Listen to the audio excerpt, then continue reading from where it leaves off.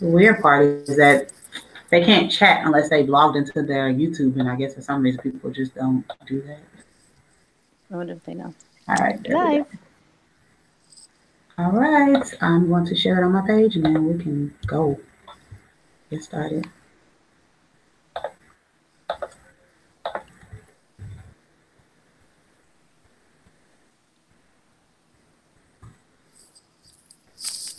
Why am I?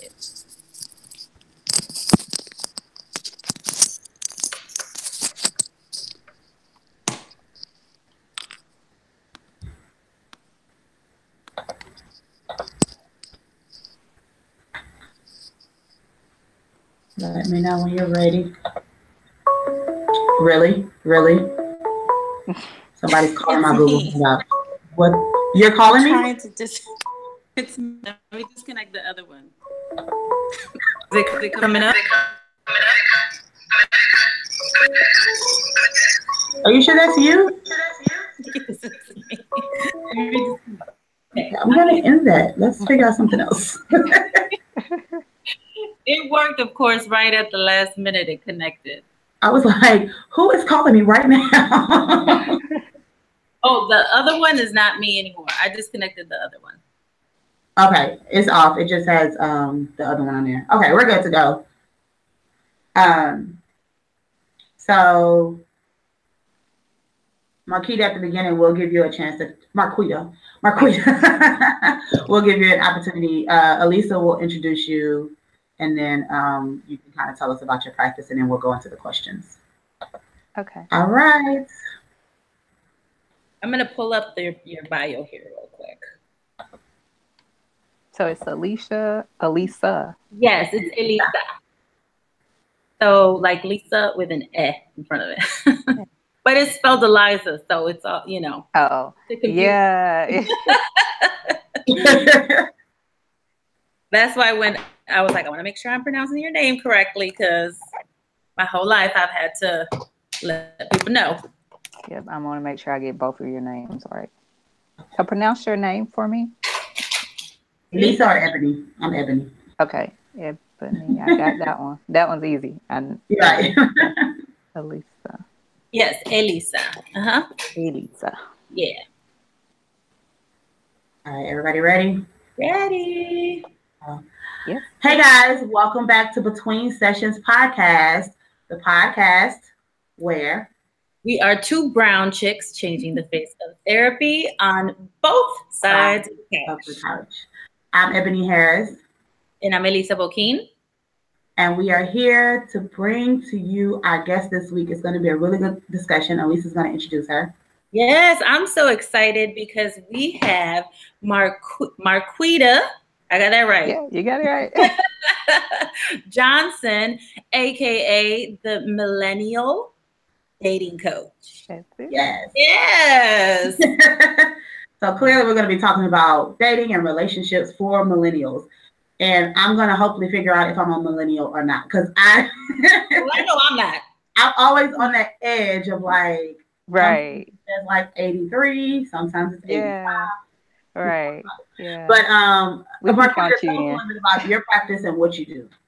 Absolutely. So I'm in Atlanta. I'm a Georgia peach, so I'm a homegrown girl. And yeah, I love it here, and my family's here, so it's a good place to be, especially now. You know, it's a really, really good place to be. A lot of things are always happening in the city. It's a moving and shaking kind of town. So I have a private practice. In addition to that, I'm actually expanding to my third location in March. So March the 1st, I'll be super busy.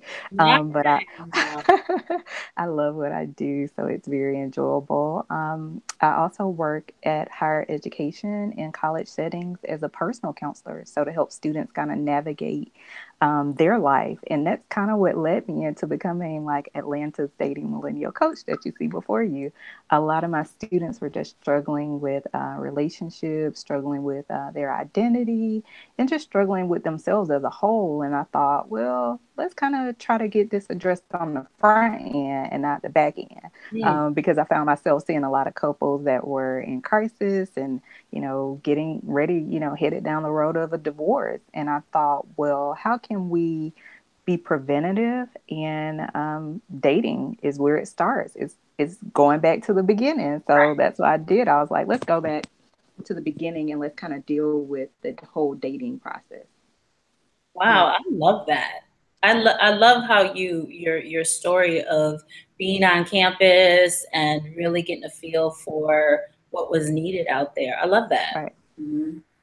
And especially as a relationship, like me and Elisa are relationship therapists. So what you're saying about like getting it as early as possible, I think makes a lot of sense before you get into these relationships with people that sometimes you have no business getting married to, kind of learning more about what the dating process is and what it takes to have a healthy relationship is really cool.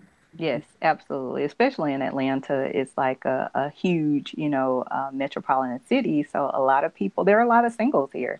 And a lot of people feel like there is no hope, like it's slim out here. And that's not true because I meet just as many, but it's the connection, like them actually meeting each other and being able to connect. So that's kind of where I come in at. Right. So can you explain exactly what is a millennial dating coach? Like what does that look like? Sure, it looks like me. Exactly. Yeah, I am her. Yeah, and the funny thing is, a lot of my friends was like, when I saw like Millennial Dating Coach, I was like, what's that? And like, am I a matchmaker? Like, what do I do?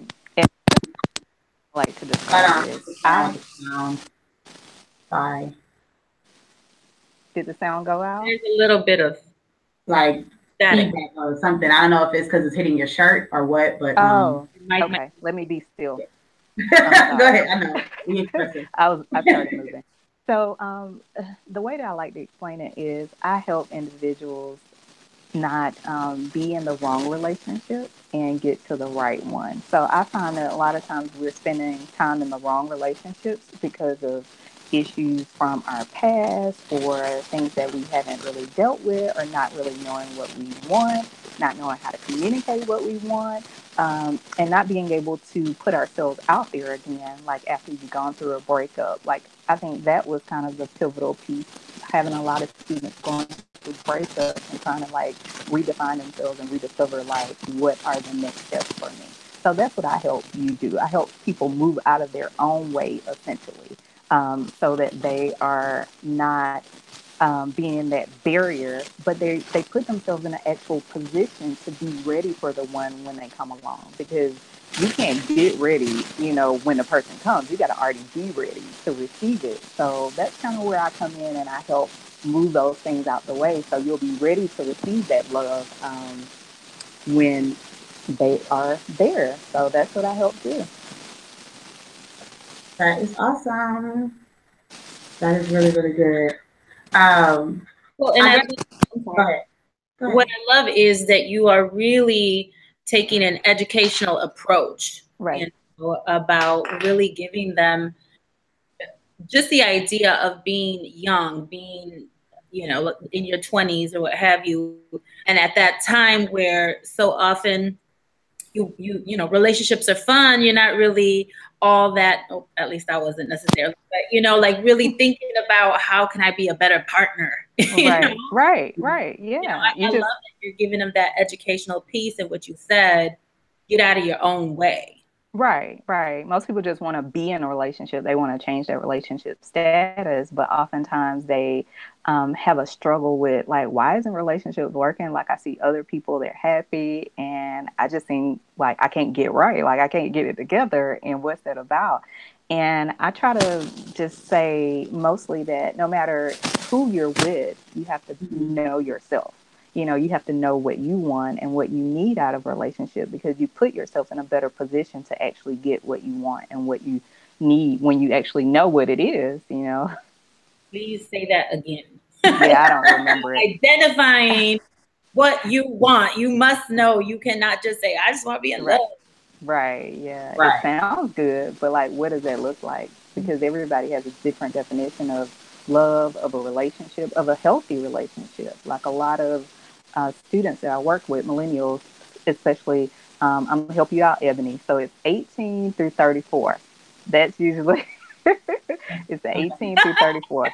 So if you anywhere like in there, like 35, 34, you're, so you got it. keep falling out 35, 35-ish, that works, you know. Okay. So that's where you are if you're a millennial. So anywhere in between there, you're making some major life decisions in a very short time. You know, if you think about college days, I know for myself, I was trying to figure out what I'm gonna do with my life, like who am I gonna love, like who am I gonna be with, where am I gonna live? A lot of things was running through my head like for 4 years trying to figure all that out. So it was a lot of pressure externally, but some pressure internally too. And oftentimes you just feel like confused, you feel like trapped, you feel overwhelmed. Right. And then you're like, if I make one wrong mistake, like, you know, is that going to like have this major impact on my life? So just a lot of unanswered questions, I think. So I kind of help with navigating that and trying to make some sense out of this whole dating and relationship thing, and take out the complications. Like I want to bring back the fun, the exciting, you know, times. It shouldn't be all like it's complicated. I'm stressed. I'm worried. I'm sad. I'm like, I don't want that. Yeah. Right, right. So you are a licensed professional counselor, a national certified counselor, a distance certified counselor. All of What that. made The letters after your name. you had lots of Right. letters? So what led to you deciding to become a dating coach, and what's, I guess, the difference between those distinctions? I Right. think, So I'm sorry, I'll just I think when you get the mic a little closer to you, that's when I can hear you a little bit more clearly. is that better? Yeah. Okay. So I think definitely being a professional counselor and working with a lot of couples, and over the years working in a lot of different environments. Like I was a person that just did everything. Like my friends Mm. was like, "You're always, you know, you got another job," and I'm like, "Yeah, you know, that one didn't quite work out, and I had to keep it moving." So another part of it was me kind of enhancing my clinical skills to really find my passion. And fortunately enough, when I started in higher ed, like I found my passion. Like that was it. It was me. And I fell in Mm. love. Like, and it kind of came out of all the work that I had done over the years. Like I had done crisis work, I had done outpatient mental health, and I really saw the overlap of relationships, like how integral they are to our lives. And when we really think about, you know, any type of relationship, if we are not functioning well in that, it spills over into other areas of our lives. So, really, just trying to help people with their own intrapersonal relationship. That's the relationship you have with yourself. And Mm. then the interpersonal relationships are the ones that you have with other people. So, it was like a natural kind of thing, honestly. I never really thought about it, but once I got like knighted to be the Atlanta Dating Millennial Coach, it just felt natural. Like it just flowed for me, and I'm excited about the journey. Okay. You know, what I love, Marquita, is that you said crisis, working in crisis situations Right. prepared me to be the dating coach. Yes, it did. Yeah, pretty much it did. That's Yeah, it fantastic. yeah, I think because when you're going into a situation, especially with relationships, you never know really what you're getting into. You all could have the same upbringing, you can have similar backgrounds, and when it comes together, then you know like what you're getting into. And so for some people, it's like, well, I didn't know, you know, this person did this and I didn't know they did that. And I'm like, there will be things that you don't know. You can spend Right. all of your time with somebody, and once you move in, once you say I do, you're like, this person leaves like toothpaste everywhere. Right. Really? Like this person gets on my nerve. Like they say this, they irritate me, they leave dishes in the sink. So it's like no relationship is perfect. Like it's not a fairy tale, but it can be very healthy, it can be very fulfilling. And so that's what I really try to focus in on is the healthy parts, the fulfilling parts, the beauty that's actually in relationships. So to me it's like a revival of putting the love and the fun and excitement back in relationships, and not making them feel like a dreadful kind of thing, like Right. something that is like an accessory. Well, and I love that you are really normalizing change, right? Right. That I think so often couples get sort of panicked when their partner might begin to change. Even Right. if it's not something pathological, it's like, well, you weren't like that at the beginning of the relationship, or they start maybe a new career, what have you. And I love that you're letting them know you're going to continue rediscovering, and that's part of the fun. Yeah, and you have to be able to grow. And knowing that you all won't always grow at the same speed, at the same pace, but you have to nurture that relationship, because anything that you don't nurture will not live. It will not flourish. Right. And so a part of that is recognizing that if it's stagnant, then it's dead. So how can we nurture the relationship and nurture each other's growth without taking away from one another? And that's a fine balance for a lot of people that just haven't had the models and haven't learned how to have healthy relationships. So that's what I find is a huge problem for a lot of millennials, like their family background. They didn't come out of healthy relationships, so they Right. didn't have that model, and they don't really know what it looks like all the time. So they're trying to piece it together, and often they're piecing it together based off of their friends, based off of social media. And of course, we know that's not always an accurate Mhm. viewpoint of how relationships are and how they should function. Yeah. And I think a good point of we're different, right? So the things that annoy you about me doesn't mean that I'm doing them wrong. Doesn't, Right, we're different. right. And so you can't expect to be with someone that's exactly like you, that thinks like you, that reacts the way that you think they should. There has to be some acceptance of this person as they are and as they come. Right.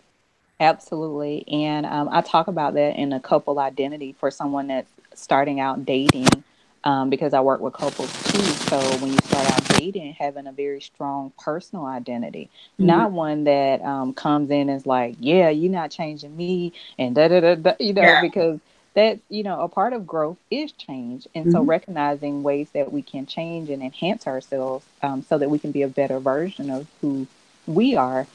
But also recognizing when you come together as a couple, if you have a weak individual identity, that's going to impact your relationships. It's going to, because oftentimes you're dependent on the other person for love, for validation, for affirmation. And when you do that, you're setting yourself up to fail in relationships, because you're Hmm. going to keep getting with people that may be abusive, or may be negative, or unhealthy relationships, because you're seeking all of your love and affection out of one resource. Right. Right. Love that. So, did you have something, Elisa? No, I said I love that. I love that you stress to them you have to have a strong personal identity. Hmm. Who are you independent of all your relationships? Right, Right. right. Because it lends to you enhancing those relationships by really being authentic and being yourself. But if you don't know yourself, how can you really invite somebody to get to know you? You can't. Like, it's Right. impossible. Hmm. Are there any specific or unique aspects of dating that millennials go through that maybe different generations didn't have to go through?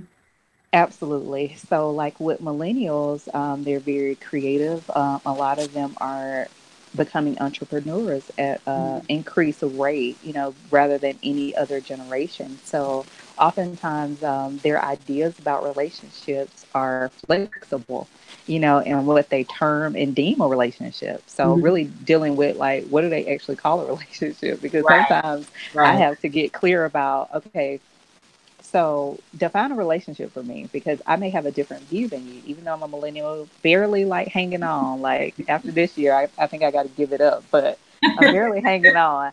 And just getting that viewpoint from them, like they really want to be accepted. They really want to be embraced for all that they are and what they bring to the table. But Hmm. they're struggling with their identity. They're struggling with communication.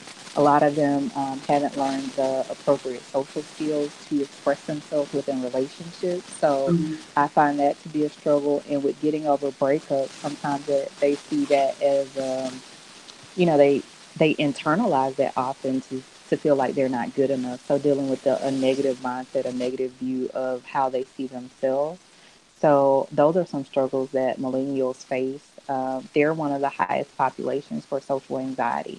And we know how that can be debilitating in relationships. Right. So how do you manage that and be your authentic, real self when you're struggling with anxiety and possibly is untreated, undiagnosed. So yeah, that can be. Those are some major kind of hurdles that I see them facing. Okay. What is it? What do you? I'll, Go go ahead. ahead. I was gonna ask what do they attribute to that? Kind of like what why they're ones with more social anxiety. Is it Right. because it's always been around for them, or like? I think that has it has something to do with it. Also, I think some of the parenting styles has a lot to do with it too. Like I find a lot of the students in higher ed, they haven't been able to be independent Mhm. oftentimes in situations. So if you haven't had to communicate on your own and you relied heavily on your parents or other authority figures, or you just didn't engage, like you just kind of disengage, then you don't know how to kind of sharpen that muscle. You don't know how to. So then when they find themselves in relationships and struggling to communicate their feelings, and one, not being in touch with their feelings, is another thing. So not being able to accurately identify your feelings. I call it emotional intelligence, like knowing how to utilize your feelings to benefit you. So I think a lot of that has to do with it, like upbringing, kind of family, your family system, your Mhm. family of origin issues, and also just being able to have those basic communication skills. I know for me growing up, we were always, public speaking, even if you didn't like it, like you had to get up and talk in some setting, whether that was in school or whether in church or whether at, family around the table, just talking about your day, like you had to communicate on some form. And now with social media and technology, like you don't necessarily have to do a lot of face-to-face communication. So in what ways do we lose communication, that authentic real communication, when we are utilizing the other mediums as our primary way of communicating? We lose a lot of that because I can't tell somebody's tone and Mhm. their facial recognition, like their body language, their nonverbals all the time if I'm using text message or even,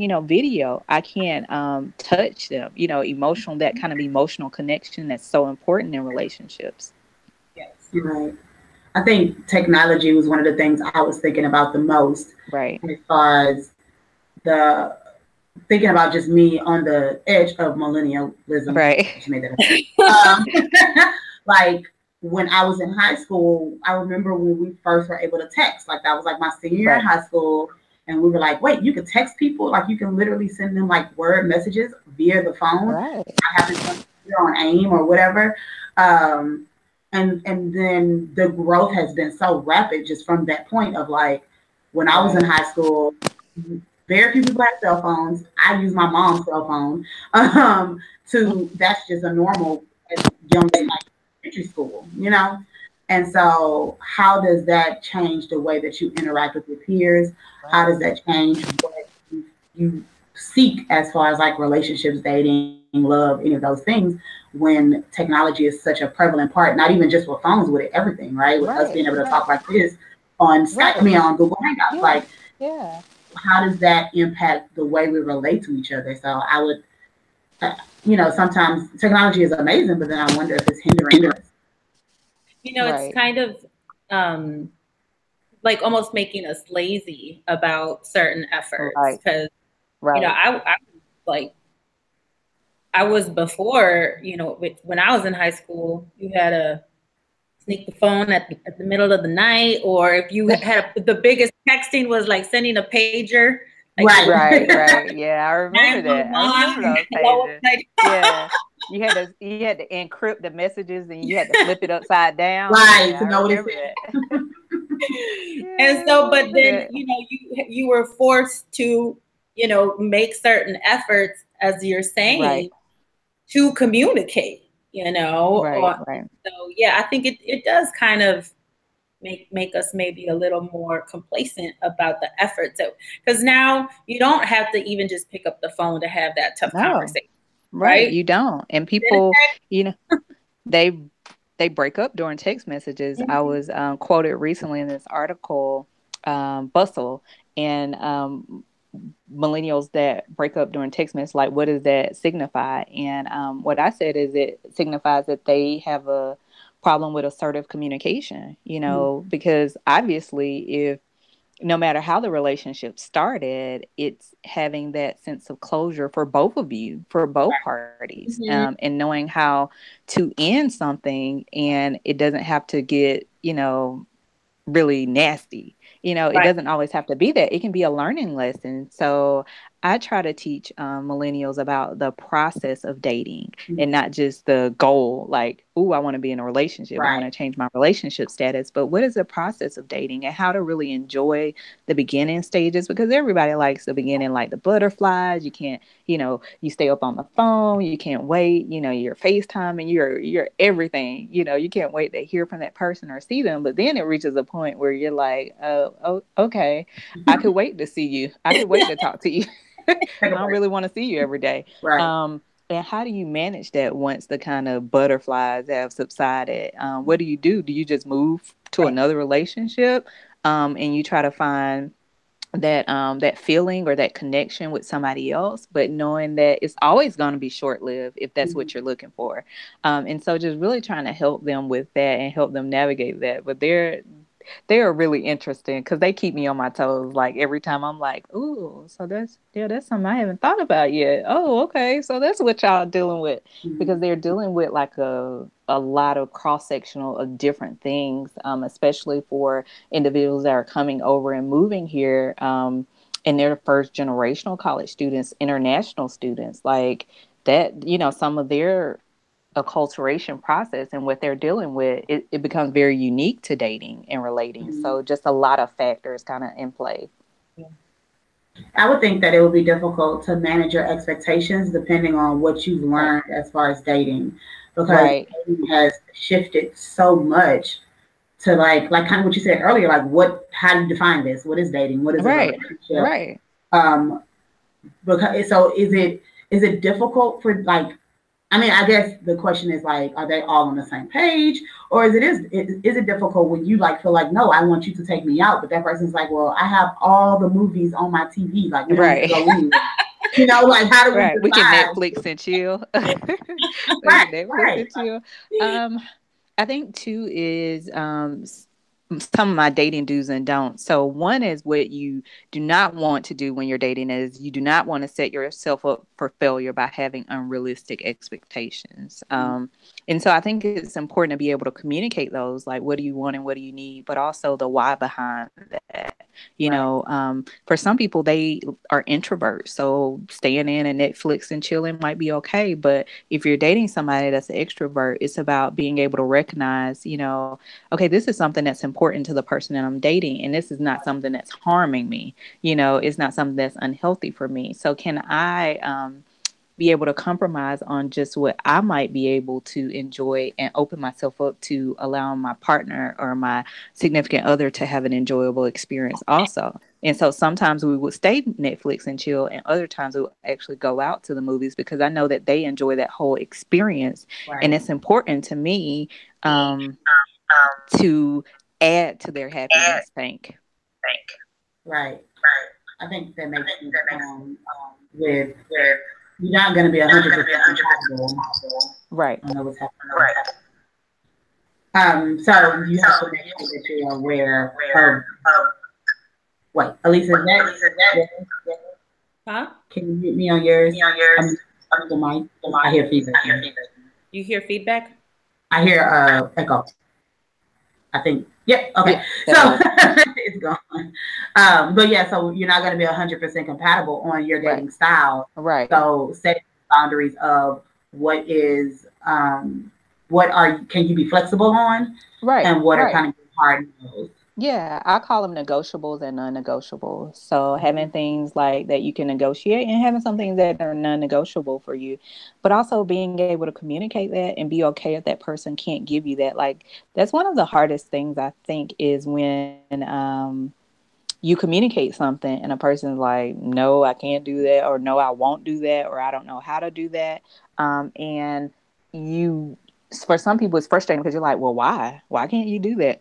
And it's like, do you want to force somebody to do something that their heart is really not into? Because that's kind of manipulation, and that's not a healthy characteristic of a relationship, of a healthy one anyway. And that can lead to other things and other issues. So that's why I encourage individuals to have healthy boundaries, within relationships, because that allows you to get what you want and need, but also it allows others to be able to get what they want and need, because it tells you where I stand. Like, kind of there's no fuzziness or blurred boundaries. Right. Right. Yeah. I don't want you to feel like you're in punishment, Elisa. I'm not. I was just reading. I'm in the corner right now. Right. Time out. What I love is, again, I'm just listening to you and just trying to put myself in the position of, being one of your clients and hearing all this information that I think is priceless, because working with couples who've been together for many, many years, and we're kind of working backwards, it's like, okay. And so often, they'll have this idea that the other person is, I call it that Jerry Maguire syndrome of you complete me, and so they really are frustrated. They're resentful that their partner is not making them happy. And I have to go, I have to work in reverse to sort of educate them that part of being a really good partner is being able to care for yourself and advocate for your needs. And, what you're talking about, negotiable, non-negotiable. So I love that you're giving them such valuable information early on. Yeah, and a part of it, somebody said, well, what made you want to deal with relationships? I said, well, first I have life experience. And then I have professional experience. And, sometimes life can be the greatest teacher in some aspects, and others no. But I think it's important that we share this, because millennials actually want relationships. I think people feel that they don't. I haven't sat with somebody that said, oh, I don't want a relationship. They're really trying to figure it out, but they're asking the wrong people, for the blueprint. And so I think being able to create a blueprint for relationships, healthy relationships, and I always put that emphasis on healthy, because sometimes we're in relationships and they are just as counterproductive for us as they can be. We've all probably been in relationships where we were like, ooh, I wish I would have just left that person alone and just kept it moving, because this, it was a detour in my life. But even through those detours, I try to embrace the learning lessons out of that, and really get to know myself better. So next time I'm putting myself in a better position to know what I want, communicate what I want, know what I need, and know how to go about getting that in a healthy way. Yeah, I think that's a really good point of being clear on what you want, and the idea that they don't want relationships is really they just want different types of relationships. Right. And sometimes it is just a hookup. Other times it is something more deep, and they just don't know how to ask for that. So an interesting thing is a lot of millennials deal with what we call like self-sabotage. So due to them having kind of unhealthy or counterproductive ways of relating, it puts them in a position that they don't want to get hurt again. So they're dealing with emotional baggage from previous relationships. And sometimes a way to prevent yourself, or in their mind, or in a lot of people's mind, prevent yourself from being hurt is, okay, well, I'm going to make sure I'm in control, because if I'm in control of this, and then I won't get hurt. Well, in any relationship, there's always a possibility for someone to get hurt. I don't know of any relationship that's easy, or any relationship that's pain-free, or any relationship that's drama-free, because if you know one, let me know about it. I haven't found one yet. But it's in navigating those difficulties that you come out learning more about yourself and learning more about the person or people that you're in a relationship with, which is a win-win for both of you.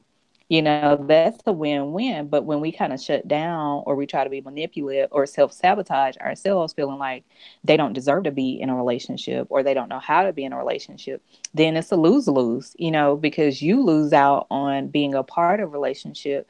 And then other people that actually want to be in your life may lose out on the potential of being there. So just dealing with like kind of those things that are underneath some of the relationship problems and issues in our society. I had a question when you were mentioning, that they're going to the wrong people for this advice on relationships. Who do you find that they're going to? Their friends. That's drowning, just like them. Blind leading the blind. Like, right. I said, okay, if you are drowning and you don't know how to swim, and then somebody next to you drowning, what, you asking them for help? No, we both drowning.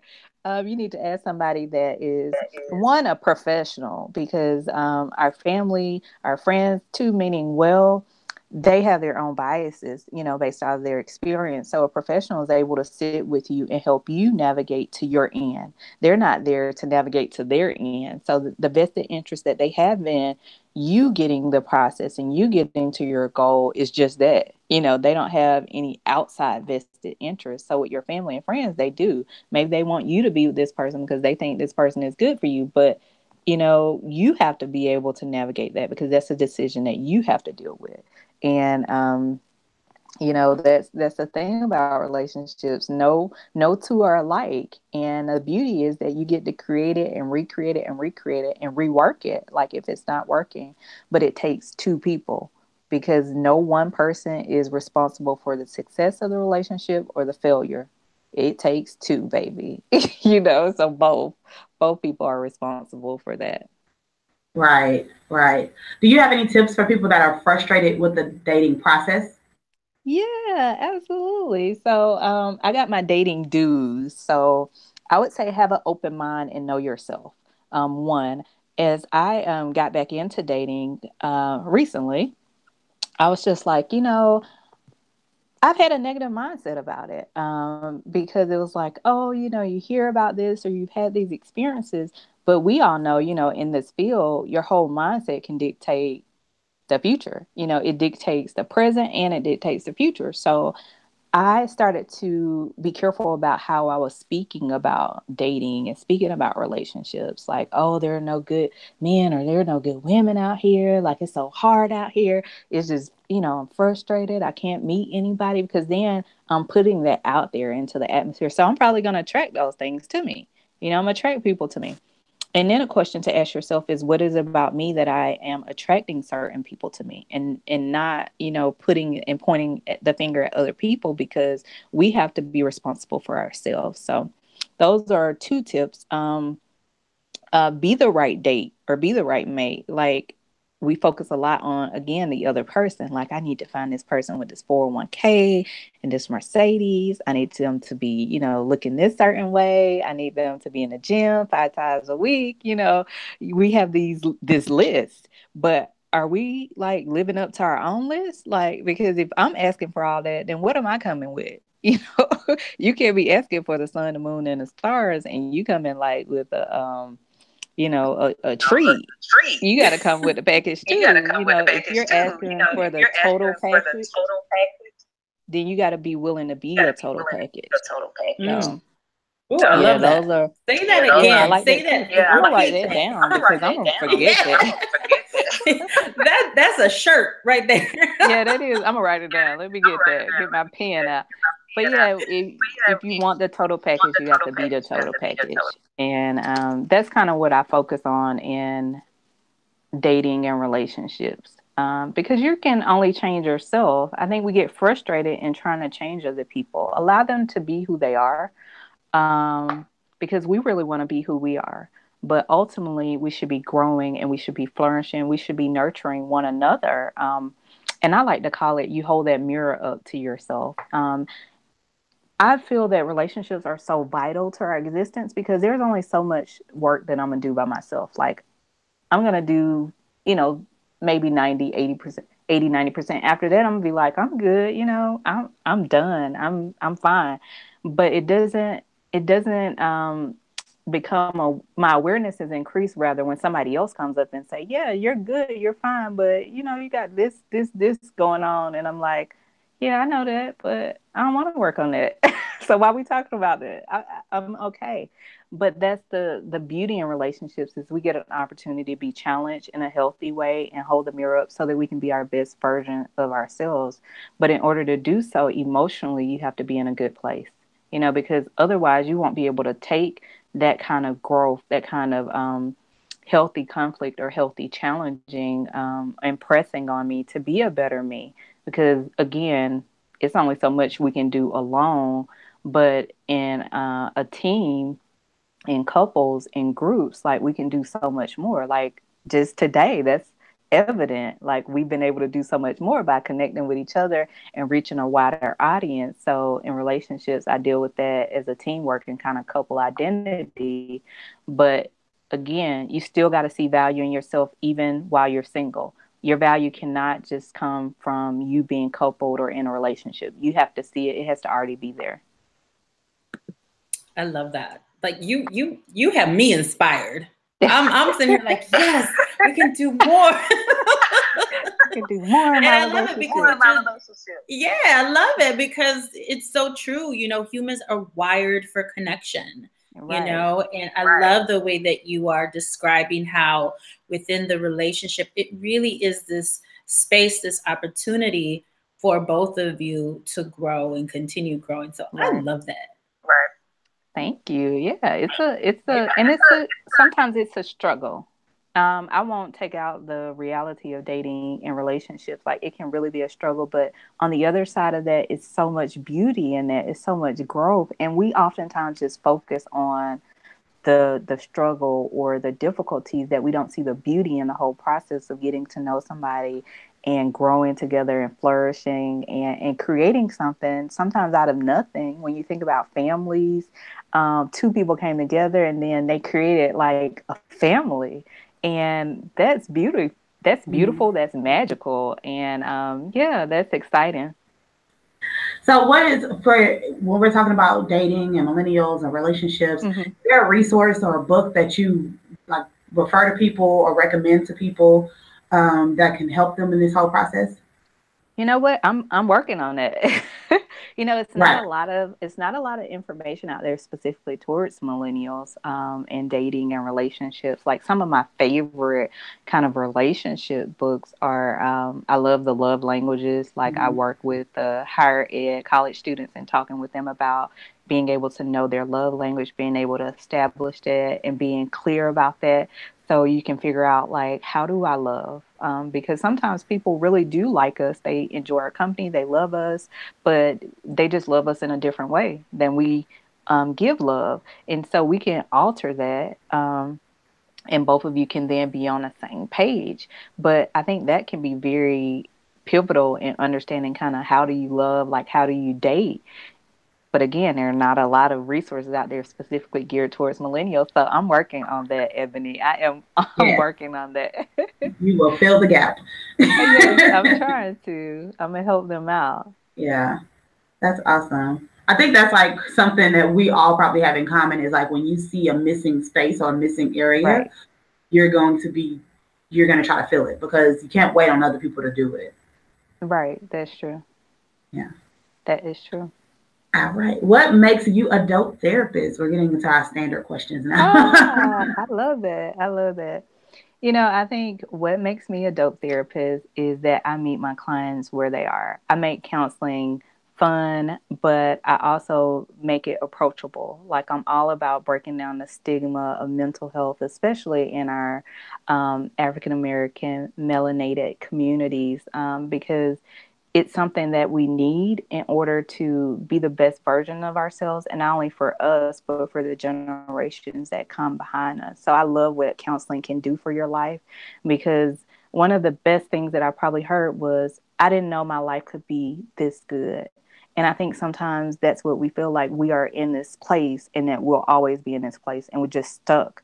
But no, you have the opportunity to recreate and reshift and grow, and have something beautiful in life, to have a better life. And that's what counseling can offer you. So that's why I love being a therapist.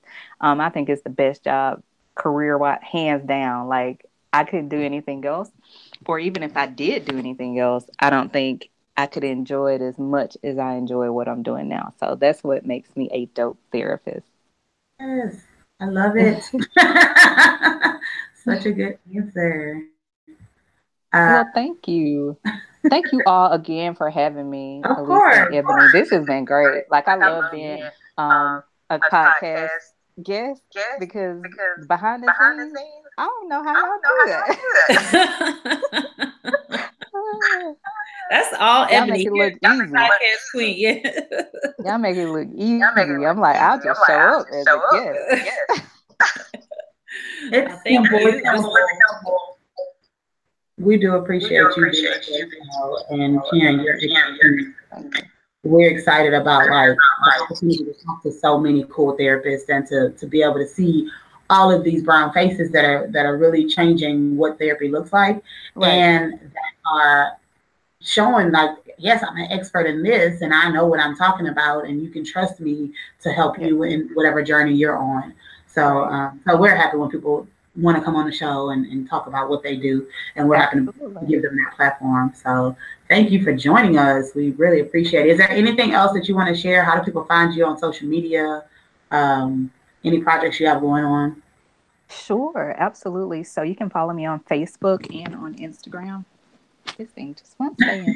Facebook and Instagram. My ear canals are small, so any earbuds, it just don't quite work. Yeah. So you can find me on Facebook and on Instagram at Millennial Dating Coach. I have a lot of events that are coming up. Just tomorrow, I'll be at Love Coach Atlanta, is a group that I'm part of here in Atlanta, and it's the consortium of counselors and therapists and coaches that are getting together to change the landscape of love in Atlanta. So we're having an event, a love and romance event, and there are so many things going on. This is Love Month, so I've been quite a busy person, and I'm loving it, though. I really, really want to let people know that love is in the air. And you can also follow me at my website, millennialdatingcoach.com. So I give some tidbits and inspirational quotes a lot on my Instagram, and I do some lives on my Facebook. Not too many, but enough to keep you wanting more and coming back for more. So yeah, I definitely enjoy that. And I'm glad to be here today. And thank you for allowing me to speak to your listener. Oh, thank you. You've been amazing. I knew you were going to be amazing, but I'm here. I'm like, man, I should have had my notepad ready for all these one-liners you was dropping. But thank you. This has been so good, so helpful, so wonderful. Ebony, you're on mute. I realize that. So just thank everybody for joining. Thank you for the listeners that are listening to the audio right now, or for anybody that's catching this on YouTube later. Remember, you can find us across all platforms as far as wherever you listen to podcasts, Google Play, iTunes, Stitcher. Make sure that you go leave a review on iTunes. I know a few people have told me they've left reviews and it hasn't populated yet. You have to get to a certain amount of reviews before all of them come up. So keep leaving reviews, give us 5 stars and great reviews. And also follow us across social media at Melanin and Mental Health, and on Twitter at Melanin Health. We are still looking for our 100 therapists. I think we're about halfway there. So if you are a therapist, a coach, a psychologist, a psychiatrist that wants to show people that you care about minority communities and you care about helping them, sign up for the directory at melaninandmentalhealth.com. Also, while I have Marquita here, if you have signed up before, we switched platforms, so we need you to go in and claim your listing. Then we have about 10 listings that need to be claimed before the end of this month, and then we'll have to delete them if they're not. So make sure that you go on, because Marquita's been with us from jump. Make sure that you go in and claim your listing, and then sign up for the new plan that we have. So yeah, I think that's it. Do we have anything else? No, I just wanted to thank Marquita again for being here. She is one of the dope therapists on melaninmentalhealth.com, and so much wonderful information that I'm sure is going to help millennials and Generation X. Yes. I'm here for all of them. I'm here for all generations. Yes. All generations. They need more love. The world needs more love. Yes. All right. Well, we'll talk to you next Tuesday. Yes. Have a great day, ladies. Thank you. Bye-bye. Ciao.